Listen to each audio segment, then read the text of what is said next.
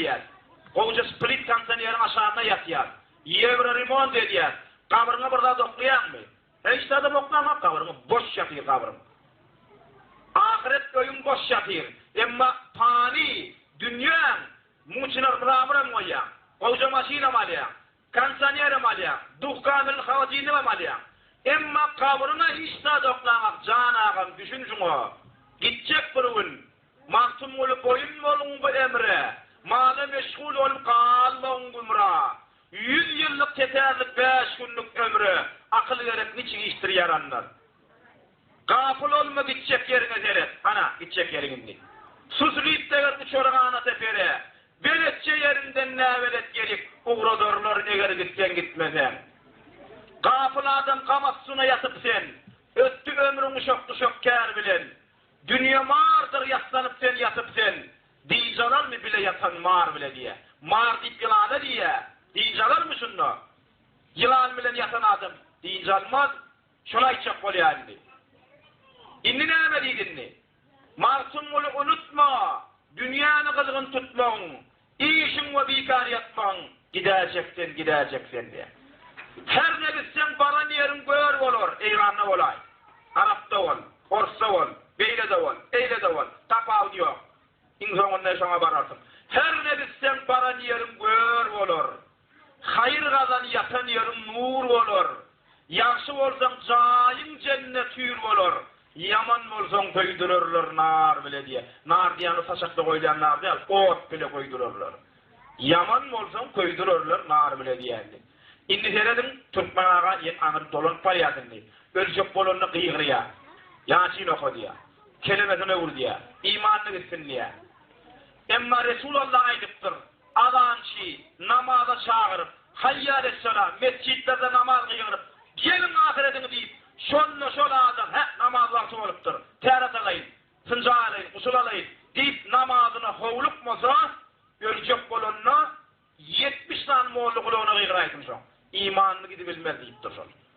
Görüyanı mı ne beliydi? Hayyâles-selâ, hayyâles-felâ deyip, adançy kıyırıp dur mu? Senin kaptanından çık geçen mi? Magnitabon kasıra kaçın.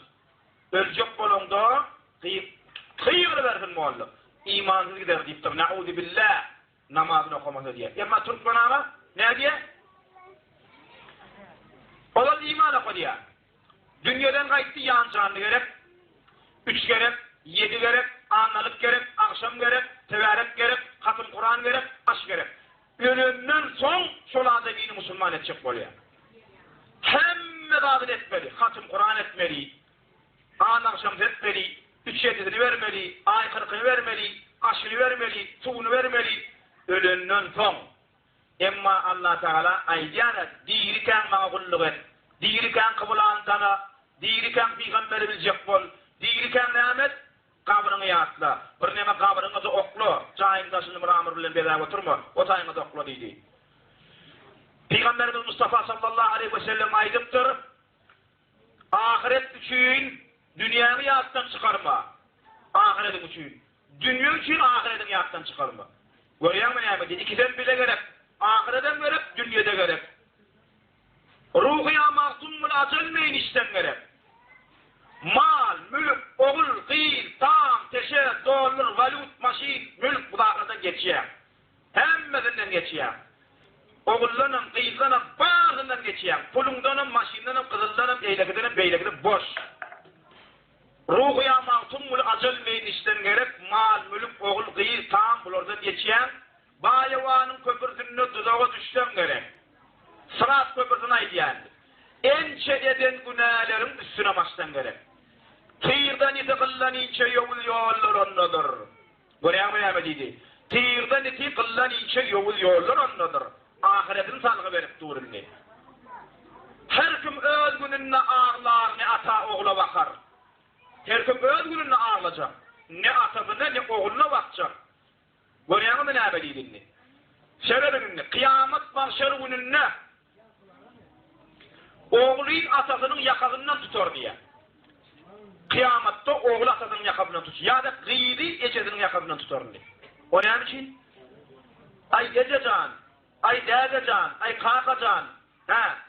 Şu dirikak hayatta sen beni